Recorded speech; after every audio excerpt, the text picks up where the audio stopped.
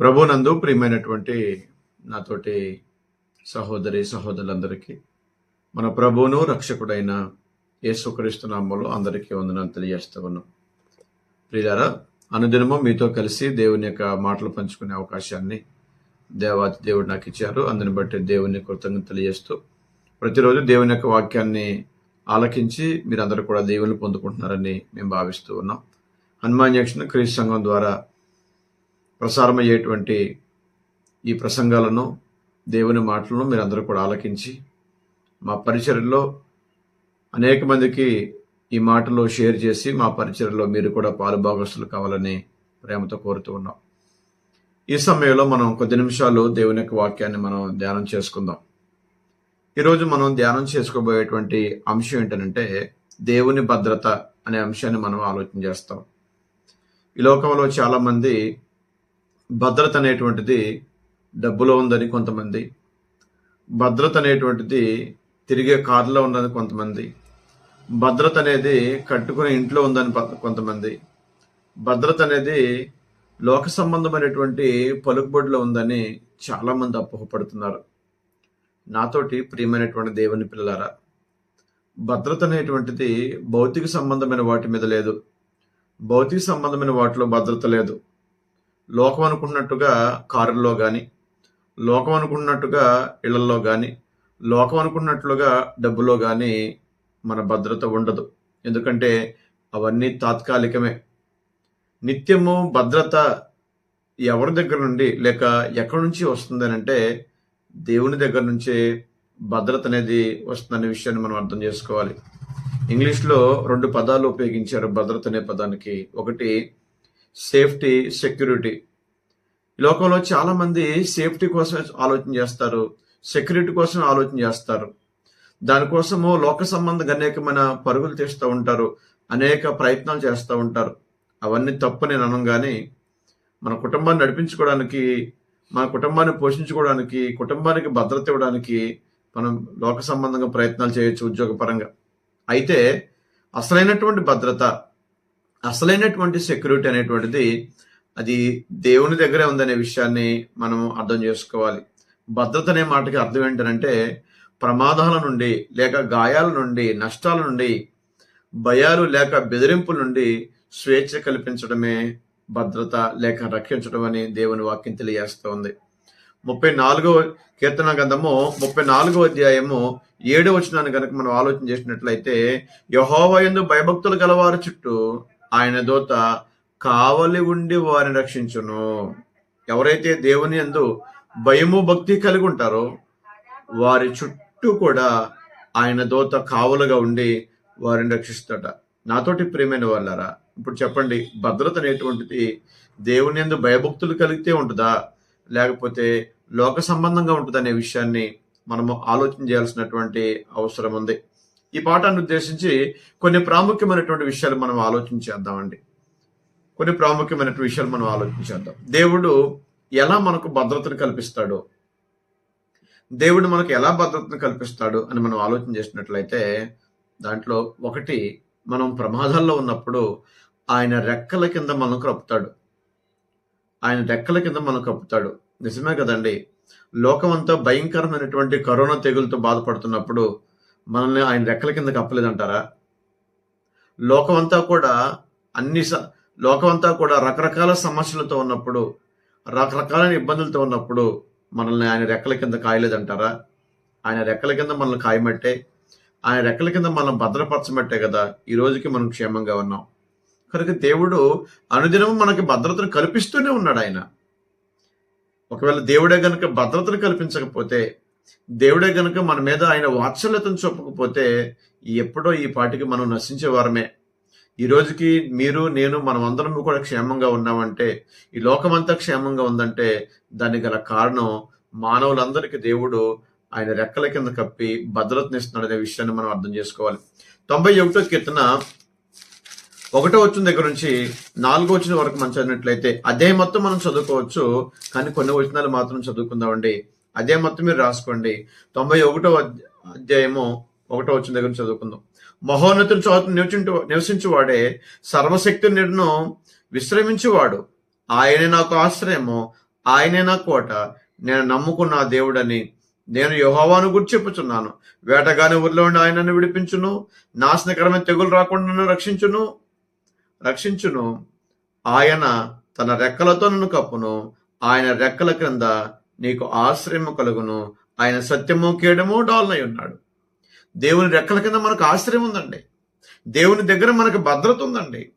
ఆ భద్రత నాశనకరమైన తెగుల నుంచి కాపాడగలదు. అలాగే శ్రమల కొలుములోంచి మనం బయటకు తీసుకురాగలదు. అలాగే నిందల్లోంచి బయటకు తీసుకురాగలదు. అన్ని విషయాల్లో కూడా ఆ భద్రత మనల్ని కాపాడుతూ రక్షిస్తుందనే విషయాన్ని మనము అర్థం చేసుకోవాలి నాతోటి ప్రియమైన వాళ్ళారా. అలాగే రెండవదిగా మనం ఆలోచన చేసినట్లయితే దేవుడు ఇంకా ఎలా భద్రతను కల్పిస్తాడు అని మనం ఆలోచన చేసినట్లయితే ఆయన మన చుట్టూ పర్వతం వలె ఉంటాడటండి. పర్వతం వలె ఉంటాడట మన చుట్టూ. ఆయన గనక మన చుట్టూ పర్వతం వలె నిలబడితే ఎవరు మన మీద దాడి చేయలేరు, లేకపోతే ఎవరు మన మీద హాని తలపెట్టలేరు. ఒకవేళ హాని తలపెట్టాలనుకున్న వాళ్లే ఇబ్బందులు ఎదుర్కోవాల్సినటువంటి పరిస్థితి ఉంటుంది. ఒకసారి మనము కీర్తన గ్రంథము 125వ కీర్తన 1-2 వచనాలు మనం ఆలోచన చేసినట్లయితే, కీర్తన గ్రంథము 125వ కీర్తన 1-2 వచనాలు మనం ఆలోచన చేసినట్లయితే, యెహోవా యందు నమ్మకించు వారందరూ కదలక నిత్యము నిలిచి సియోను కొండవలే ఉండును. కొండ ఎంత అయితే స్ట్రాంగ్ గా ఉంటుందో ఆయన యందు నమ్మకం ఉంచే వాళ్ళందరూ కూడా అంత స్ట్రాంగ్ గా ఉంటారు. మరి నీ నమ్మకం సరైనదేనా? దేవుని విషయంలో నువ్వు చూపే భయభక్తులు దేవుని విషయంలో సరైనవేనా? నువ్వు చూపే భక్తి సరైనదేనా? ఒకసారి ఆలోచన చేసుకో నాతోటి ప్రియమైన వాళ్ళారా.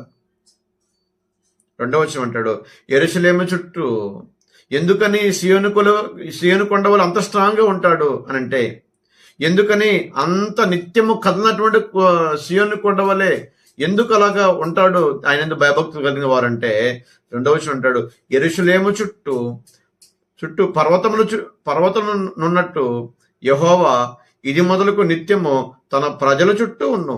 యెరూషలేము చుట్టూ ఎలాగైతే పర్వతాలు ఉన్నాయో కదలకుండా, అలాగే నీ చుట్టూ కూడా ఆయన పర్వతం వలె నీకు నీకు నీ పక్షాన్ని నిలబడతాడు.